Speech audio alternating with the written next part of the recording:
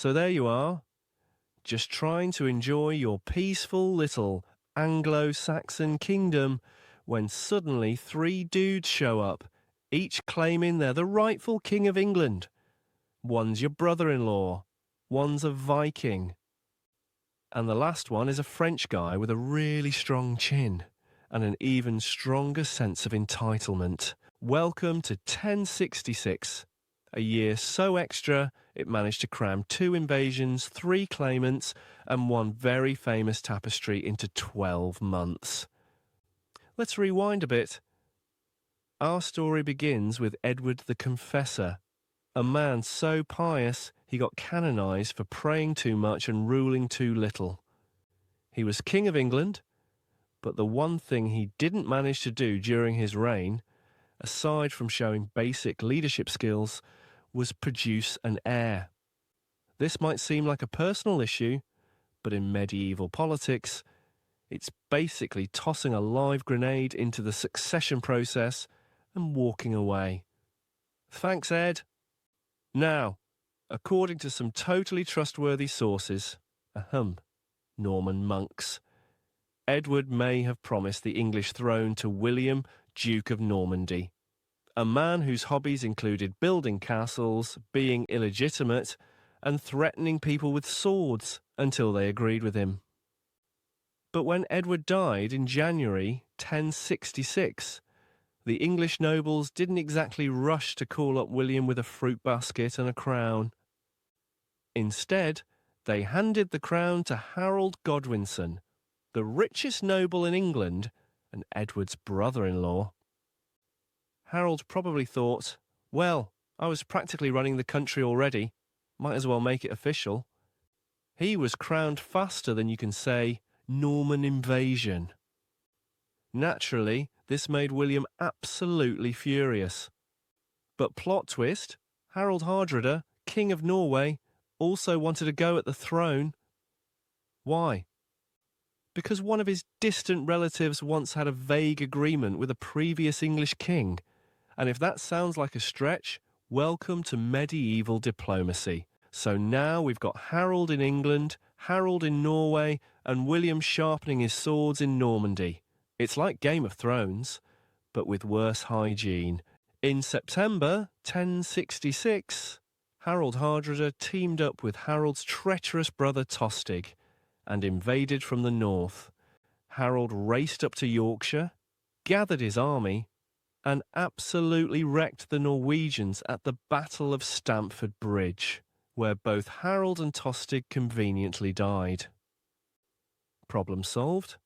Not quite. While Harold was mopping up Norwegian blood in the north, William finally launched his invasion from Normandy, arriving on England's southern coast with an army of cavalry, archers, and really smug ambition. Harold, exhausted but stubborn, force-marched his army back south. That's 250 miles in heavy mail in just a few days. No Fitbits, no protein bars, just determination, desperation, and probably a lot of chafing. On October 14th, Harold faced William at the Battle of Hastings. The English fought bravely using a solid shield wall tactic, basically turning themselves into a human doorstop. And it actually worked for most of the day. But William had cavalry, trickery, and an unblinking will to win. At one point, he even lifted his helmet to prove he was still alive after a rumour spread that he'd been killed. Talk about medieval PR management. Then, Harold took an arrow to the eye. Yes, that arrow. The one everyone remembers because it got turned into a meme before memes existed. Although historians argue over whether he actually got shot in the eye, stabbed, or exploded in a puff of Saxon sadness, the point is, Harold died, and the English lines collapsed. William, in true subtle fashion, declared himself William the Conqueror and began reorganising England, which is a polite way of saying replace the entire ruling class with Normans, burnt some villages, and built castles everywhere like it was Minecraft on hard mode. Over the next few years, William crushed rebellions, introduced the feudal system, and commissioned the Domesday Book, a massive kingdom-wide survey that basically asked, "So how much stuff do you own, and how can I tax you for it?"